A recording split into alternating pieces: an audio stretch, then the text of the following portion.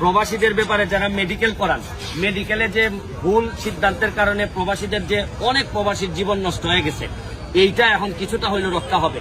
আদালত অর্ডার দিয়েছেন যে 15 দিনের ভিতরে যে স্বাস্থ্যের ডিজি উনি একটা রিপোর্ট দিবেন যে এই ছেলের সত্যি কি এইচআইভি ছিল কিনা। আর যদি এইচআইভি না থেকে থাকে তাইলে এই রিপোর্টটা 15 দিনের মধ্যে দিবেন।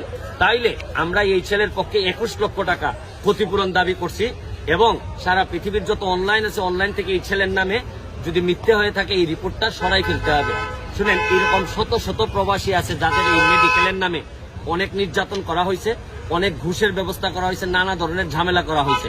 এগুলা একটার যদি অন্তত দৃষ্টান্তমূলক শাস্তি হয় এবং আমরা যদি এটা প্রমাণ করতে পারি যে এইরকম দৃষ্টান্ত স্থাপন করতে পারি, তাহলে আমি বিশ্বাস করি যে প্রবাসীদের জন্য যে বক্তব্য আমরা দেই যে প্রবাসীর জন্য আমরা কিছু না কিছু কাজ করতে চাই, এটার একটা প্রতিফলন হবে।